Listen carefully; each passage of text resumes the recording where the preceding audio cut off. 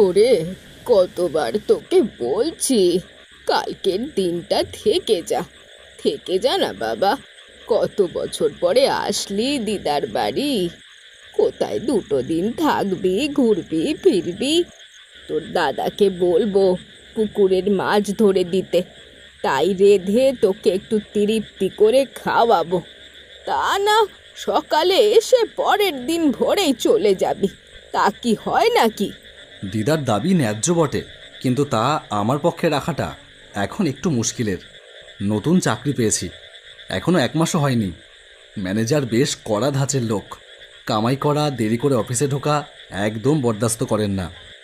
দিদার শরীরটা খারাপ হয়েছে শুনে এসেছিলাম। আজ রবিবার ছিল, অফিস ছুটি, কিন্তু কাল সোমবার, সপ্তাহের প্রথম দিন। কাল অফিস কামাই করলেই কপালে অশেষ দুর্ভোগ। কি রে, অমন হাঁ করে কি ভাবছিস বলতো? থাকবি তো কালকের দিনটা? না দিদা, কাল তো সোমবার, আমাকে অফিসে যেতেই হবে। আর তাছাড়া তুমি তো মাছের ঝোল রেঁধে খাওয়ালে আজকে। দাদু পুকুর থেকে মাছ ধরে আনলো, এরই মধ্যে ভুলে গেলে? সত্যি কি যে রোগ বাঁধিয়েছ ভুলে যাওয়ার। ও, তাই বুঝি? মনে নেই রে দাদা, এই হয়েছে এক জ্বালা, আমি কিচ্ছু মনে রাখতে পারি না ঠিকঠাক। আচ্ছা ঠিক আছে, অনেক রাত হয়েছে, আমি এবারে ঘুমোতে গেলাম। আর শোনো, তুমি আমাকে কালকে ঠিক ভোর 4টের সময় ডেকে দিও। অত সকালে তো আর কোনো টোটো পাবো না, হেঁটেই স্টেশনে যেতে হবে। মোবাইলে অ্যালার্ম দিতাম, কিন্তু মোবাইলটায় চার্জ নেই, তাই সুইচ অফ হয়ে গেছে। তোমার বাড়ি তো সেই বিকেল থেকে কারেন্ট অফ। এটা তো আর মোর শহর না যে কারেন্ট গেলে সাথে সাথেই চলে আসবে।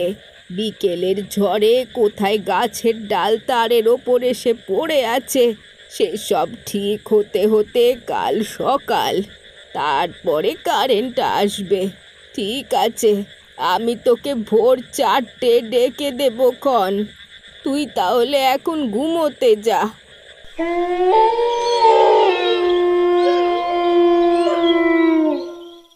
পরদিন দিদা আমাকে যথাসময়ে ডেকে দিল। দাদু তখনও ঘুম থেকে ওঠেনি। দিদাকে বিদায় জানিয়ে বাড়ি থেকে বেরিয়ে পড়লাম। কলকাতার একটা বেসরকারি কোম্পানিতে আমি নতুন চাকরি করছি।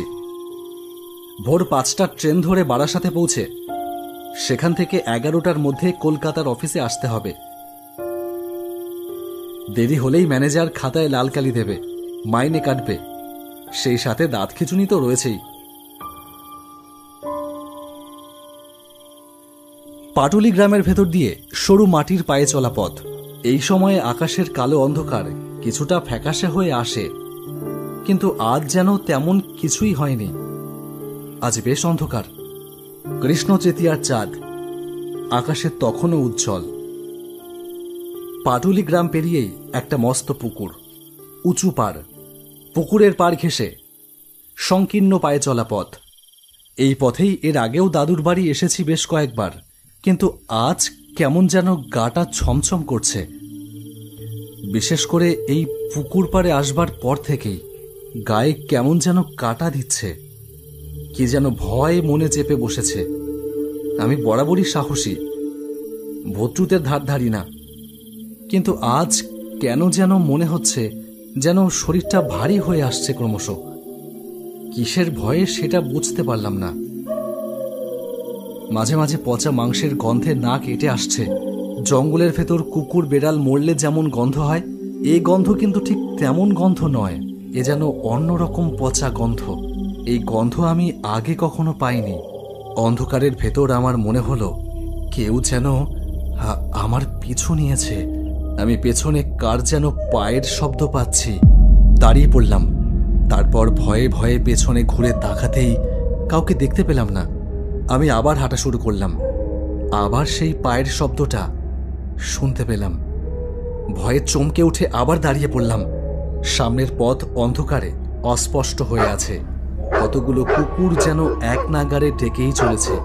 সেই সাথে শেয়ালের ডাক ভয়াবহতা আরও যেন খানিকটা বাড়িয়ে তুলেছে। আমার কপালে বিন্দু বিন্দু ঘাম ফুটে উঠল। হন হন করে হেঁটে চললাম।